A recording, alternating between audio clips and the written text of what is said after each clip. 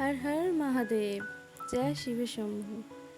নমস্কার, কেমন আছেন আপনারা সবাই? আশা করছি আপনারা সকলে খুব ভালো আছেন এবং সুস্থ আছেন।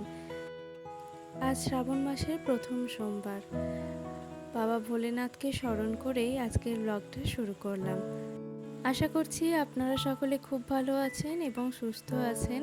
মহাদেবের কাছে এই প্রার্থনাই করি, সকলে সুস্থ থাকুন, ভালো থাকুন। বাবা ভোলেনাথ আপনাদের সকল মনস্কামনা পূরণ করুক।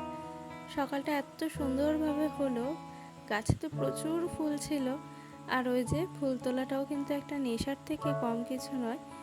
ঝুড়ি ভর্তি হয়ে গেলেও তারপরেও মনে হচ্ছিল যে আরও ফুল তুলি, কিন্তু গাছেও কিছু ফুল থাক ভেবে আর ফুল তুলিনি।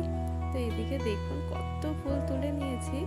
এদিকে জবা ফুল, সাদা টগর ফুল তুলে নিয়েছি, আর এখনও গাছে আছে কিছু নয়নতারা।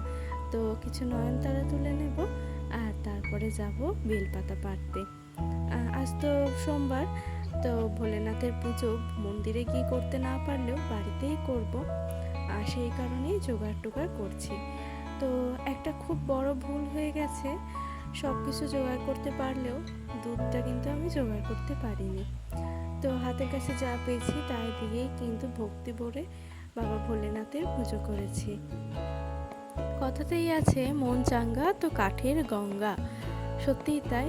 যদি মন থেকে কোনো কিছু চাওয়া হয়, মন থেকে স্মরণ করে, মানে প্রচণ্ড ভক্তি ভরে যদি আপনি কিছু প্রার্থনা করেন, তাতে আপনার কিন্তু কোনো মন্ত্র লাগে না, কোনো পূজার অন্যান্য সামগ্রীও কিন্তু লাগে না। ভগবান কিন্তু আপনার পূজা ঠিক গ্রহণ করবেন, এটাই কিন্তু আমি মনে করি। তো আজ তো বাড়িতে নিরামিষ রান্নাবান্নাই হবে। সকালবেলায় বাসি কাজকর্ম সমস্ত কিছু কমপ্লিট হয়ে গেছে। আগেই আমি সকালবেলায় জামা ছেড়ে ফুলটা গেছি তুলে নিয়ে এসেছি, কারণ বেশি বেলা হয়ে গেলে ফুল কিন্তু আর একটাও পাওয়া যাবে না। রাস্তার ধারে গাছ যে যার মতন নিয়ে চলে যাবে। তো ফুলটা আগে তুলে নিয়ে চলে এসেছি, তারপরে বাসি ঘর দুয়ার ঝাঁটপালা দিয়ে নিয়েছি, আর এখন বসিয়ে দিয়েছি আমি রান্না। তো আজকে তো নিরামিষ রান্না হবে, তো ভাবলাম আজকে বাঁধাকপির তরকারি করি। একটু ঘি গরম মশলা দিয়ে বাঁধাকপির তরকারি করেছিলাম। আর এখনকার বাঁধাকপি খেতে একটু কেমন কেমন লাগে বলে একটু ভাপিয়ে নিয়ে জলটা ফেলে দিয়েছিলাম। আর হয়েছিল আজকে মুগের ডাল। আরও একটা ইন্টারেস্টিং রেসিপি রান্না করেছিলাম, যেটা ঘি করলা দিয়ে, সেটা কিন্তু রেসিপিটা আমি এখানে শেয়ার করেছি।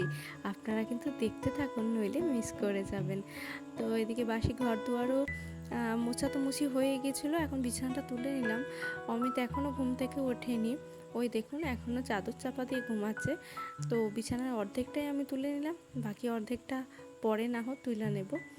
তা করতে করতেই আমার বাঁধাকপির তরকারি হয়ে গেছে, যদিও বাঁধাকপির তরকারিটা হতে কিন্তু আমার প্রায় আধা ঘন্টা সময় লেগেছে, কারণ বাঁধাকপি এমন একটা জিনিস যেটা রান্না করতে চিকেন থেকেও অনেকটা বেশিই যেন সময় লেগে যায়। চা বসাবো এবার। চা বসাতে গিয়ে দেখি কোটোতে চিনি শেষ হয়ে গেছে, সেই কারণে চিনিটা ঢেলে নিলাম। আমার কিন্তু সকালের অর্ধেক রান্নাবান্না প্রায় হয়ে গেছে, আর বাবা এখন ঘুম থেকে উঠেছে, আর সেই কারণে এখনই কিন্তু চাটা বসিয়ে নিলাম। সকালবেলায় একদম আদা দিয়ে কড়া করে দুধ চা করে নিয়েছি, আর তারপরে বাবা আর অমিত চা খেয়ে নিয়েছে, আর আমি তো এখনও কিছু খাইনি। আমি পুজো করব, তারপরে খাবো। এদিকে আমার ভাতও হয়ে গেছে।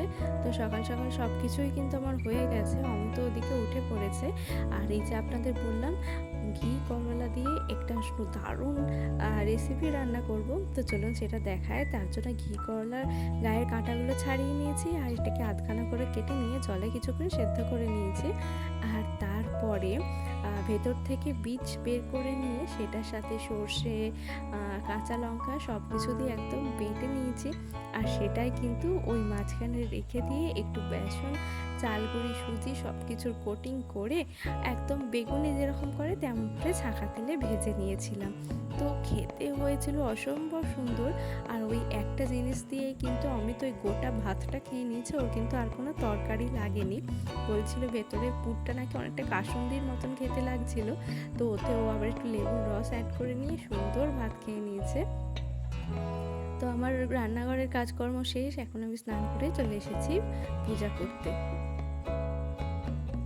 ভগবানকে স্মরণ করে আগে তার অভিষেক করিয়ে নিলাম মধু, ঘি, চন্দন এইসব দিয়ে, আর এই দেখুন পুজোর থালাটা, মানে ফুলের থালাটা মানে চোখ সরানো যাচ্ছে না। এক তো যখন নিজের চোখে দেখছিলাম তখনও সরানো যাচ্ছিল না, যখন এখন ভিডিওটা এডিট করছি এখনও কিন্তু যেন মনে হচ্ছে ফুলের থালাটার দিকেই তাকিয়ে থাকে, এত রঙিন আর এত সুন্দর লাগছিল। বেলপাতা অর্পণ করে দিয়েছি মহাদেবের কাছে, তারপরে মাথায় গঙ্গা জল দিয়ে নিজের মনস্কামনা জানিয়ে আমার পূজা শেষ করে নিয়েছি। আর গাছে একটা গোলাপ ফুল হয়েছিল, তো ওটাও আজকে এনে ভগবানের পায়ে কিন্তু অর্পণ করেছি। দেখুন কি সুন্দর লাগছে তাই না? ফুল দিয়ে সাজানোর পর ঠাকুরের কাজটা, ঠাকুরের আসনটা এত সুন্দর দেখতে লাগে যেন চোখ সরাতেই পারি না। তো চলুন, আমার পুজো হয়ে গেছে। বাড়িতেই যতটুকু পেরেছি, যেভাবে পেরেছি ভক্তি ভরে ভগবানকে প্রণাম জানিয়ে পুজো করেছি। তো আপনাদের সোমবার কেমন কাটলো জানাবেন। আজকের ব্লগটা এখানেই শেষ করছি। ভালো লাগলে প্লিজ একটা লাইক দিয়ে দেবেন আর সাবস্ক্রাইব করে পাশে থাকবেন। তো চলো, দেখা হবে আবার একটা নতুন ব্লগে। আজকের মতো ব্লগটা এখানেই শেষ করছি। সবাই ভালো থাকবেন, সুস্থ থাকবেন। টাটা।